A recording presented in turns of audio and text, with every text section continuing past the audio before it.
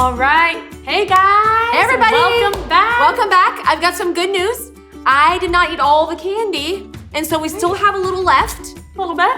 But it's only the second week of the month, so I can't make any promises, but I'm here to represent you guys because I know if you were here with us right now, this would all be gone. So I'm gonna do my best to represent you and, For sure. and taste all the candy. Yes. Why are we talking about candy this month again? Because just like all this candy is different and amazing, we got sweet, we got sour, we got chocolate. God made each of us different and amazing too, with special things for us to do with our lives. So, That's awesome. You know who is extra special this week though? Our birthday people. Absolutely. I hope you guys get lots of candy. So these are our birthdays. Happy birthday to Abigail, Adrian, Ellie, Biale, Maddie, Sebastian, Amelia, Macy, Xochi, Reagan, Hawkins, Xander, and Hope. Happy birthday, guys! All right, we have also been practicing a new verse.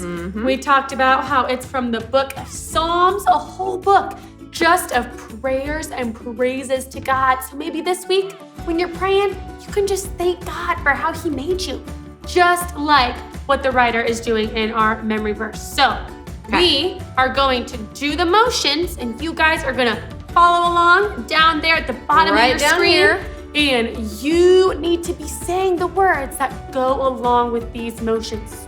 You got it? Okay. So it is.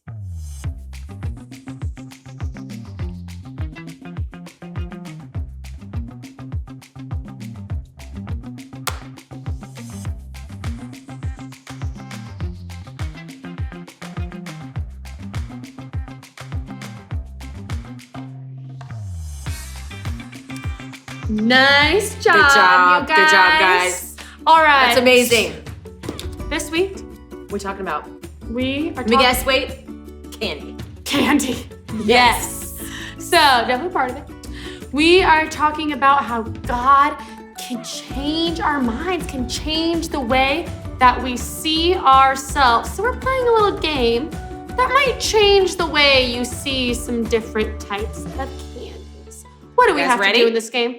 So we're gonna show you a picture of some candy, and it's not gonna look like it normally does. It's changed, like we're talking about changing your mind. So this candy has been changed. Either it's been smashed or melted or mixed up or something like that. So see if you can see the picture and then guess what kind of candy it is. Are you guys ready? Okay, All right, let's get our first one up there. here's the first one. Guesses. Guesses? Looks a little nasty. A little gross, but there is some chocolate, so it can't be bad. This candy is Snickers. All right. All let's get the right, next one up ready? there. Okay, this one might be a little bit easier. Yeah. A little bit simpler. easier, but they were You guys super got this smashed. one? Ready?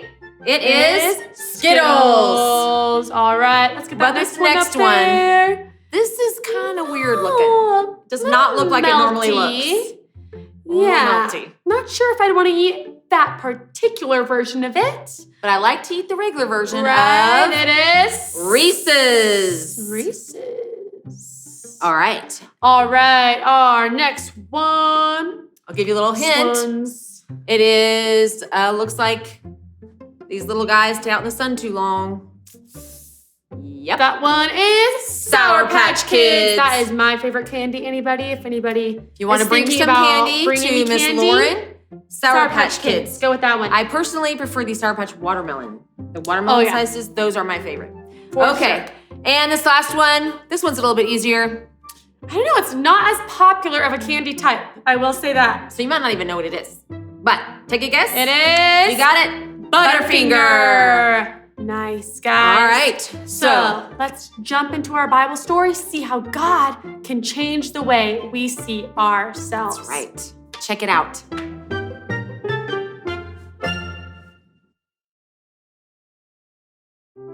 The Bible. It's 66 books of history, stories, letters, and poetry that fit together to form God's one big story. The epic adventure of how He created us and loves us so much that He made a way to rescue us. As we travel through the Bible, from Genesis to Revelation, we discover people who met God, and found their lives changed forever. Now, for an amazing story. Inspired by the book of Matthew, chapter 9, verses 9 through 13. Everyone in the shore town of Capernaum knew who Matthew was. You may also call me Levi. But few people actually liked him. Well, that's rude. Truth is, Matthew had put himself in an awkward situation. He was Jewish, like his relatives and friends, but he chose to work for the hated Roman government. Just trying to make a living. Matthew was a tax collector for the Romans, and tax collectors were known to lie about the amount of money people owed. 5 gold pieces. But it was only 3 last year. 5, and not a shekel less. After collecting money, the tax collectors would keep the extra for themselves. Many of them grew rich by robbing the poorest people in their towns.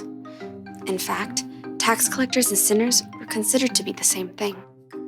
Hey, I work hard. But no matter how hard Matthew tried to polish his own image, deep down, he knew how others saw him. He heard their whispers as he crossed to the other side of the street to pass his booth. I do not know how that man sleeps at night. He's the worst, doing the Romans' dirty work. But one day, the crowds of Capernaum were full of different news. Did you hear about Jesus of Nazareth? The rabbi? He's not only a teacher. This morning, he made a lame man walk. That's just talk. My son was there. He saw it with his own eyes. The whole city was ablaze with the story, and even Matthew, who was tucked away in his tax collector's booth, was fascinated. Maybe the man just had a limp or something? Oh no, this Jesus has real power. He cares about people. Well, maybe. Anyhow, you owe 3 gold pieces. 3? How are we supposed to eat for the rest of the season? Take it up with the governor. I'm just doing my job. I bet Jesus would have something to say to you. Next. Within a short time, the market became even more crowded. Jesus! Jesus is coming this way! From his booth, Matthew craned to see. Though he was curious, deep down, he had to admit that no rabbi would have kind words for him. I'm a fool. Even my own people hate me. Suddenly, the crowds parted. Just down the street, Matthew could see a tall man with a rugged face and piercing eyes. A group of common fishermen followed at his heels. It's Jesus. Matthew watched, waiting for the rabbi to pass him by. Instead, Jesus stopped right in front of Matthew's booth. Rabbi? Jesus looked directly at Matthew, reading every single thought in his heart. Nice day? Not too hot. Not too cold. Jesus kept his gaze fixed directly on Matthew's face. Come, follow me. Shocked, Matthew looked around. The crowd has fallen away. Who? Me? Jesus nodded. Matthew gaped. He had no doubt in his mind that Jesus knew every single thing about him, even everything he'd done wrong. But still, Jesus wanted Matthew to join him. Oh, well, yes. Matthew found himself leaping up from his seat and rushing out of his booth to join Jesus on the street. It's, nearly dinner time. Would you like to eat at my house? To Matthew's amazement, Jesus and his followers turned their steps towards Matthew's home. Quickly, Matthew sent out word to everyone he knew. Come to my house for dinner. Matthew, who had expected to eat alone, found himself hosting the most famous rabbi in town for dinner, along with a ragtag group of fishermen, tax collectors, and other outcasts. Jesus doesn't care what I've done. He thinks I can be better, that I'm worthy to follow him. But while Matthew rejoiced to discover his brand new identity, the city's religious leaders were horrified by what Jesus had done. They sidled up to Jesus' disciples. Why does your teacher eat with tax collectors and sinners? You know, that's a great question. Jesus overheard the religious leaders and answered the question himself. Those who are healthy don't need a doctor. Sick people do. I have not come to get those who think they are right with God to follow me. I have come to get sinners to follow me. Preposterous. From then on, Matthew followed Jesus everywhere. With his own eyes, He had seen more of the things that Jesus had done than nearly anyone else.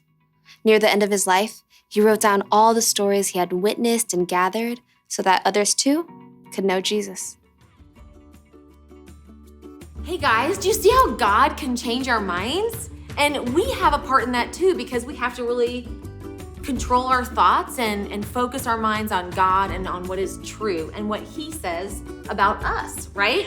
So as you're thinking about that, that leads us to our big question. Ready? How would you describe yourself? Talk about it in your small group, guys. Talk See about you it next week. Eat a few pieces of candy.